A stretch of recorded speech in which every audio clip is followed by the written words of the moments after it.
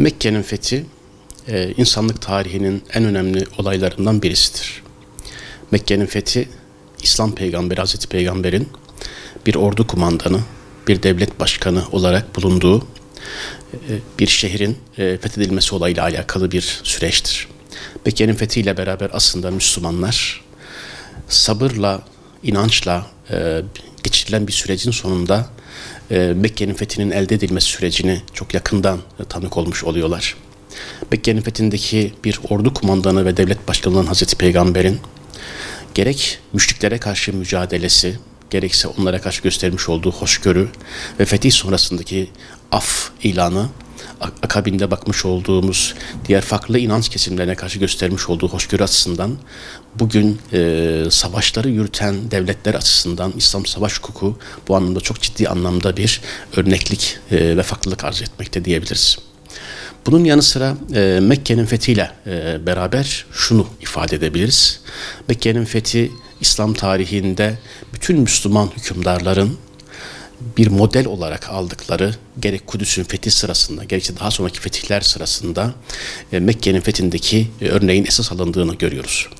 Mekke'nin fethiyle beraber şunu söyleyebiliriz. Tabii Mekke'nin fethi bugünlerde ülkemizde kutlanılan bir süreç.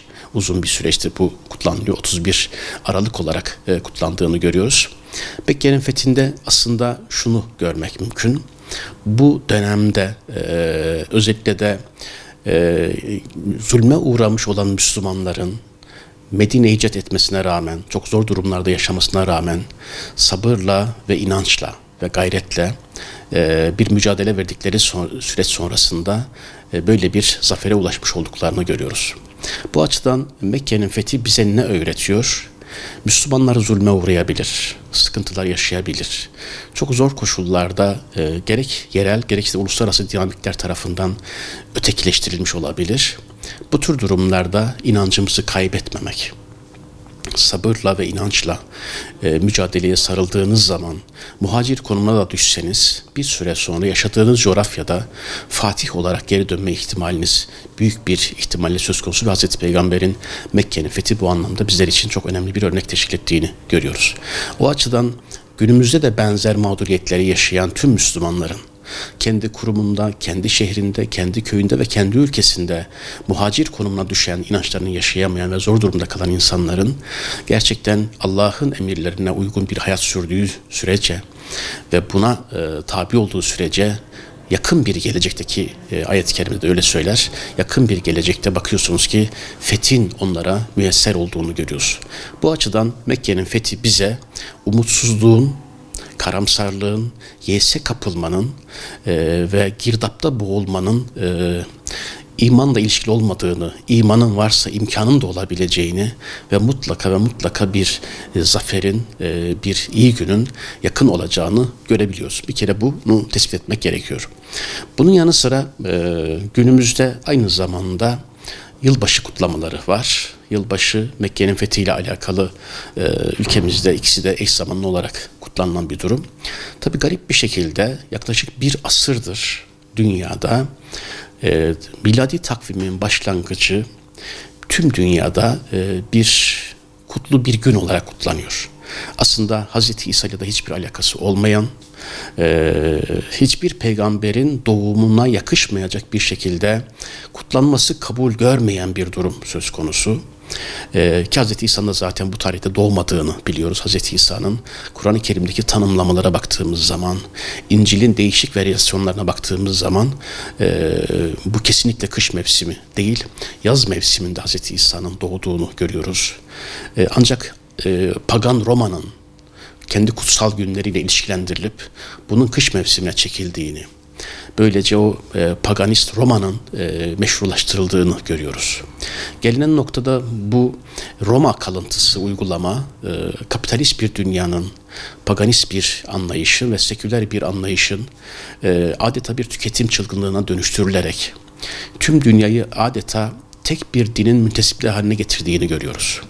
Oysa Hz. İsa'nın doğumu ile ilişkisi olmadığı gibi Müslümanların da Noel için özel olarak kendilerini ayarlamaların hiçbir anlamı yoktur. Bu bir yerde celladına aşık olmak gibi bir şeydir. Yani sizi yok etmek isteyen, sizin inançlarınızı yok etmek isteyen bir zümrenin, bir devletin, bir anlayışın düşüncesine teslim olmak demektir. Çünkü biz şunu biliyoruz. İnsanlar yenildikleri zaman yok olmazlar. Düşmana benzedikleri zaman yok olurlar. Oysa biz yaklaşık bir asırlık bir süredir bir düşmana benzeme konusunda farkında olarak ya da olmayarak yoğun bir çaba içerisinde olduğumuzu görüyoruz. Şu anda çarşı pazara baktığımız zaman hemen hemen her yerde bir hummalı bir çalışma var. Sanki Peygamber Efendimiz Mekke'den Medine'ye geliyormuş da Medinelilerin karşılaması gibi bir heyecan ve bir duyguyla Noel kutlamasına hazırlanıyor insanlar. Çocuklarımız, hanımlar, çarşı pazar, alışveriş, bütün bunlara bakıldığı zaman farkında olsun ya da olmasın böyle bir hazırlığın olduğunu görüyoruz. Bu maalesef bizim hem inancımız açısından hem ulusal kimliğimiz açısından ve değerlerimiz açısından öteki dediğimiz bir anlayışa evrilmek demektir. Onu kabul etmek demektir. Ona benzemek demektir. Dediğim gibi bu celladına aşık olmak gibi, düşmanına aşık olmak gibi bir durum. Bu açıdan 31 Aralık tarihi takvim başlangıcı olmanın ötesinde, miladi takvimin başlangıcı olması ötesinde hiçbir anlamı olmayan, ne Hz. İsa ile ilişkisi olan, ne de İslam'ın kutsallarıyla hiçbir ilgisi olmayan, tamamen antik pagan Roma'nın kendi kutsal günlerini bu anlamda öne çıkardığı ve daha sonraki süreçte kapitalist dünyanın da bunu bir tüketim çılgınlığına dönüştürmek için biraz böyle din sosu vermeye çalıştığı, ama her yerde bakın bugün işte Suriye 60 yıllık bir Baas rejiminden kurtuldu. Dün basında gördüğüm kadarıyla çok yoğun bir yılbaşı kutlamasına hazırlanıyor. Garip bir şey. Oysa bu devleti, bu toplumu bu hale getirenler kesinlikle benzemek istediği dünya görüşüne sahip olan insanlardı. O açıdan bizim düştüğümüz yerden kalkabilmemiz için kesinlikle biz olarak kalmak durumundayız. Benzer hadiseleri bakın dünyanın gözü önünde Gazze'de yaşıyoruz. Gazze bize birçok şeyi öğretmiş oldu. Bizim dışımızdaki dünyanın sayısı yüzleri 150'leri bulan işte Müslüman olmayan ülkelerin kocaman bir yalan olduğunu gösterdi. İnsan hakları kuruluşlarının, uluslararası teşkilatların bu anlamda hiçbir anlam ifade etmediğini gösterdi. Bu durumda düşmana benzeyerek aslında hiçbir şekilde var olamayacağımızı farkında olmamız gerekiyor. Ama inançlı olunduğu zaman, kendi milli değerlerine, yerli değerlerine ve inançlarına sahip olduğu zaman, bu tür durumlarda insanımızın özbenliğine sahip olduğu zaman var olma mücadelesini o zaman başarabileceğini söyleyebiliriz. O açıdan Gazze'deki bir avuç inançlı insanın köleleştirilmiş dünyaya rağmen özgürce var olduğunu görüyoruz. Bu durumda onların bize öğrettiği bu inançla hareket ederek olası işgallere karşı kendi özbenliğimize ve kendi varlığımıza dönerek mücadeleyi yaşamak zorundayız. Hem hayatta kalmak için bireysel manada hem de kültürel ve işte medeniyet anlamında kendi değerlerimizle barışık olmak durumundayız. O açıdan bakıldığı zaman bu tür bayramların ya da bayram denilen kutsal günlerin sömürüye bizi alıştırdığını görüyoruz. Batı'nın değerlerini adım adım benimsediği memze yol açmış oluyor. Bunu yapsak ne olur gibisinden geçiştirilen cümlelere bir süre sonra yaşadığınız gibi inanmaya başlıyorsunuz ve bu garip durum gelinen noktada Batı'yla bütünleşmiş ama sözde Batı'yla mücadele eden bir neslin ortaya çıkmasına yol açmış oluyor. O açıdan düşmanlarımıza benzediğimiz gün varlığımızı kaybettiğimizi görüyoruz. Yılbaşı da bu anlamda düşmanlarımıza benzemek için uluslararası anlamda en önemli bir gün haline dönüştüğünü görüyoruz. Dünyanın doğusundan batısına, kuzeyinden güneye kadar bu Noel uygulamasının gerçekten böyle bir tuzağı içerdiğini ve insanların da maalesef büyük bir kısmının bundan bir haber olduğunu görmek mümkün. Mekke'nin fethinde Müslümanları zafere taşıyan, Allah'ın emrine uygun bir yaşam, sabır, inanç ve metanet idi. Daha sonraki süreçlerde gerek Hazreti Ömer'in Kudüs'ü fethi, gerek Selahaddin Eyyubi'nin Kudüs'teki Haçlılara karşı elde etmiş olduğu zaferler, gerek de Müslümanların başka dönemlerdeki Haçlılara ve Moğollara karşı göstermiş olduğu başarıların olduğu dönemler, Müslümanların kendileri olduğu dönemlerdir. Düşmanlara benzedikleri dönemler değildi. Gazze başarısı da bu anlamda bize bir avuç insanın inanmış ise dünyanın küresel güçlerine karşı meydan okuyabileceğini göstermiş oldu. Bundan hareketle şunu söyleyebiliriz.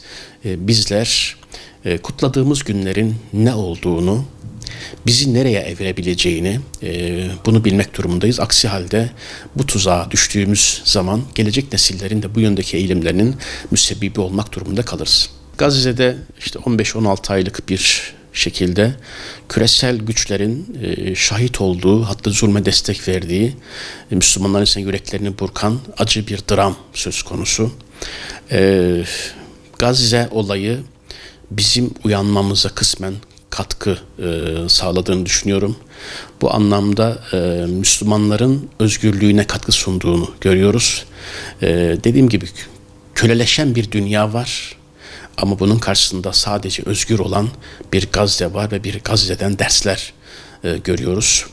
Bu anlamda İslam ülkelerinin insan kitlesinin ve coğrafi büyüklüğünün çok fazla bir anlam ifade etmediğini maalesef görmek durumundayız. Bu potansiyelin bilgiye, dinamizme, samimiyete, uluslararası kuruluşlara, diplomasiye, hikayeye dönüşmediği sürece çokluğunuzun hiçbir anlam ifade etmediğini görmek mümkündür. Tabii bu orayla sınırlı bir şey değil. Yani Gazze'ydi, Şam oldu, Halep oldu, başkası yerler oldu.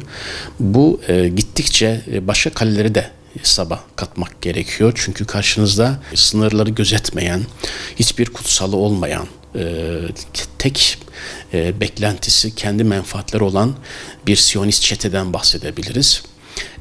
Bu açıdan umuyorum ki bu süreçlerin hepsi Müslümanların yeniden uyanışına, yeniden dirilişine, yeniden ittifakına ve küresel anlamda da uyanışına katkı sunacağını düşünebiliriz.